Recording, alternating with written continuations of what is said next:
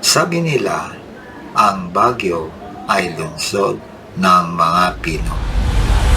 Pero kung susuriin ninyo ng mabuti, ito ay lungsod ng mga kwento at sining. Nandito tayo ngayon sa The Podium para sa Little Art Treasures.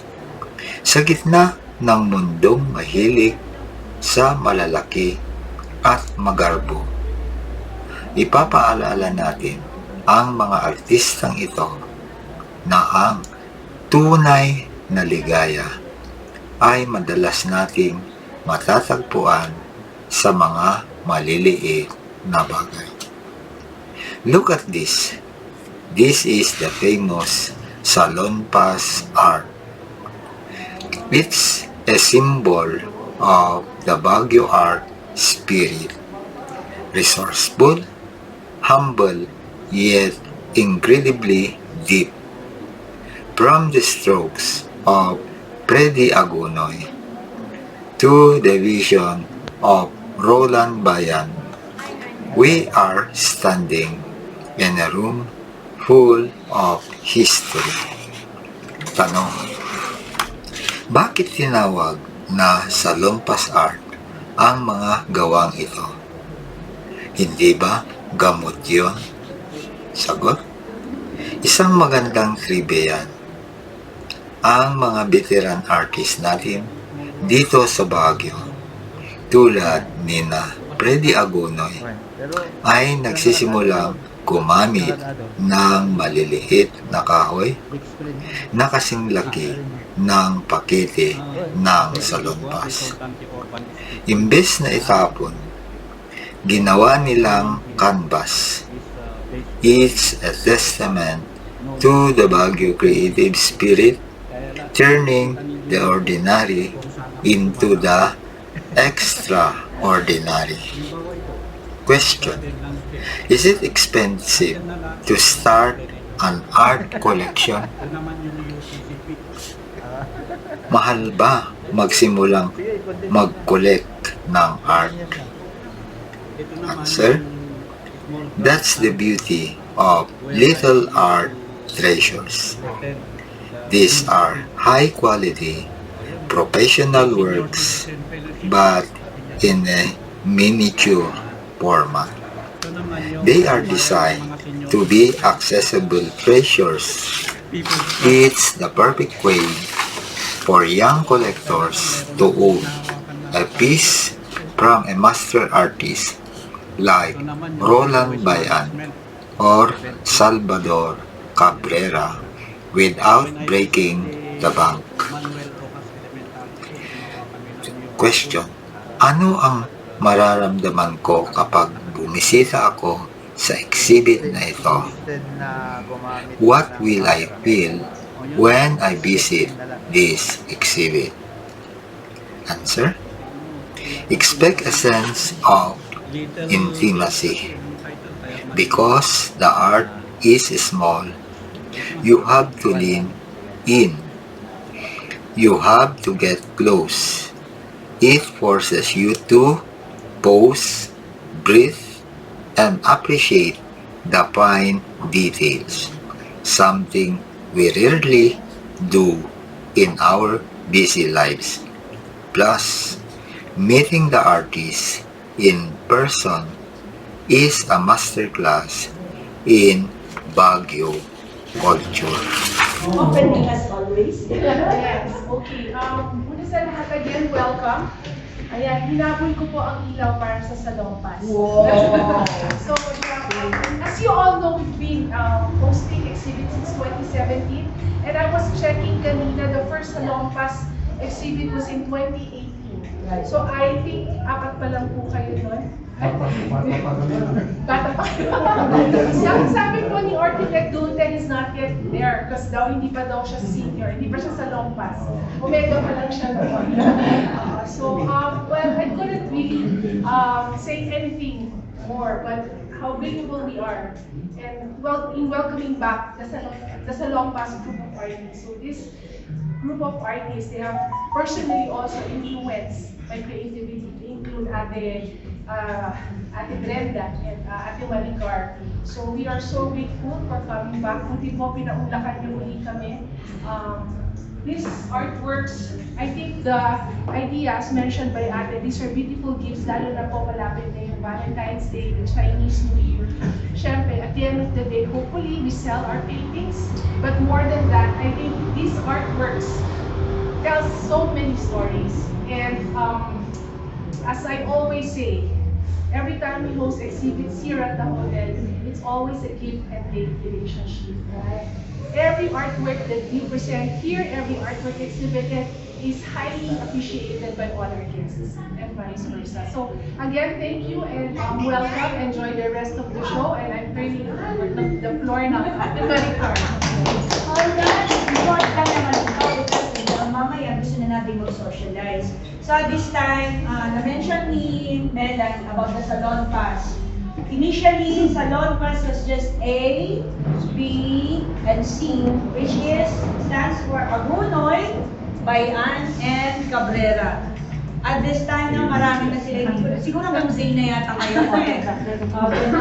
To give us a little or a short background of Salon Pass and kung ano ba ditong ginagawa nila ngayon, ang ginawa nilang exhibit ngayon, this afternoon, we'd like to call the A of the Salon Pass, which is Agunoy.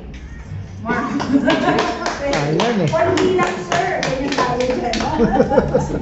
Masukuan. Walang siksabi. Parang tulingin eh.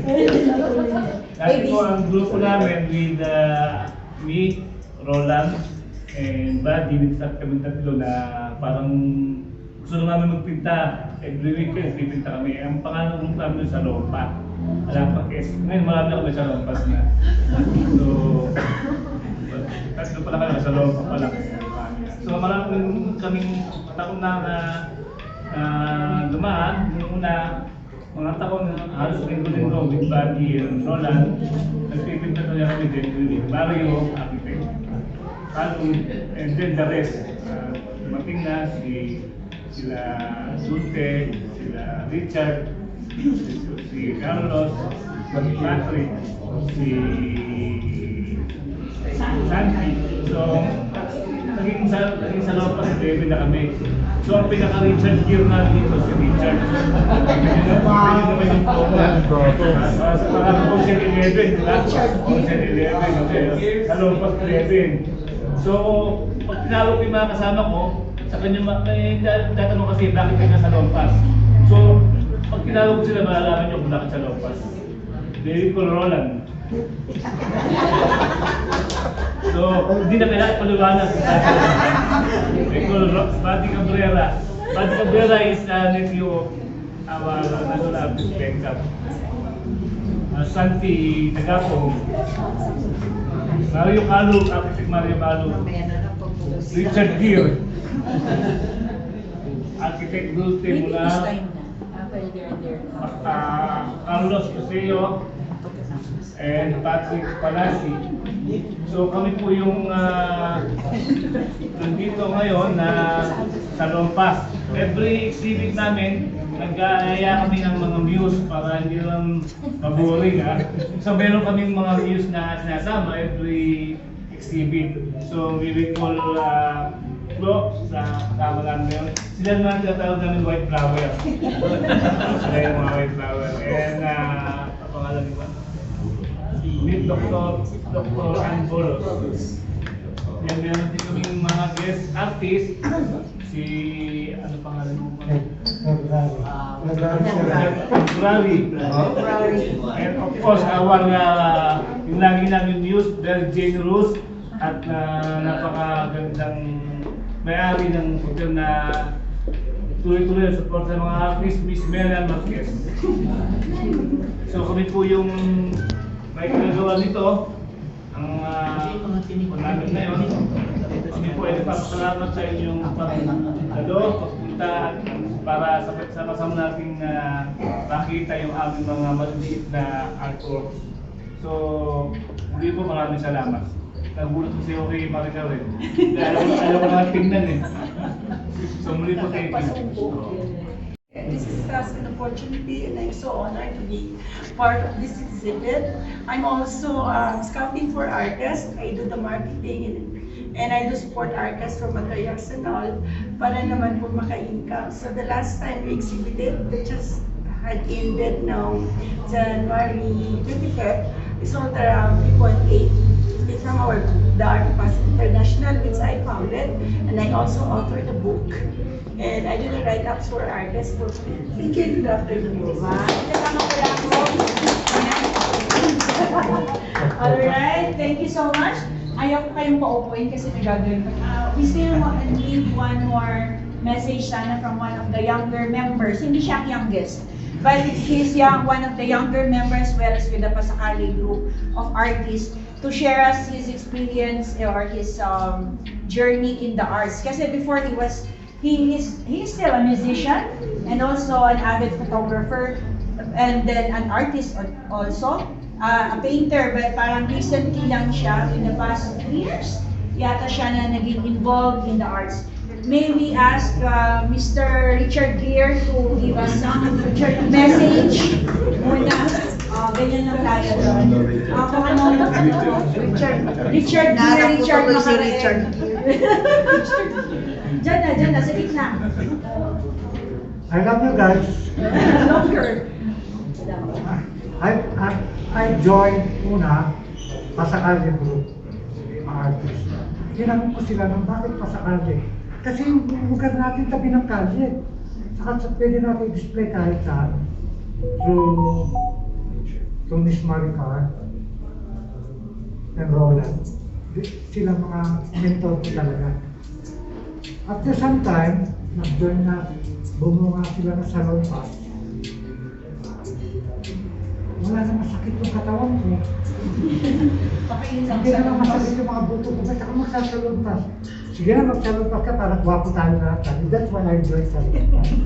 Dahil sa guwapo. Further, I've been working in the Middle East for 30 years. So I speak fluent Arabic. Tapos when I got home, nagtrabaho ulit, the art still in me. Kaya nung nag-retire ako, I tried again painting. May nakita nito. Sabi niya sa akin sa exhibit, doon nag-umpisa. Tapos, every time na meron kaming mga affairs ganito, if you look at the posters, kami na rin ang gumagawa niya. Para i-saturate ang market. And sa pa, before ending, gusto ko magpasalamat kay Miss Nila. Isa kanya wala ito ngayon. Ano rin ito, diba? Nag-exhibit kami sa oh my God, this is the best place, yeah? This is the best place. Thank you. Thank you, Bukas ulit. Wag mo ko tawagin Richard here.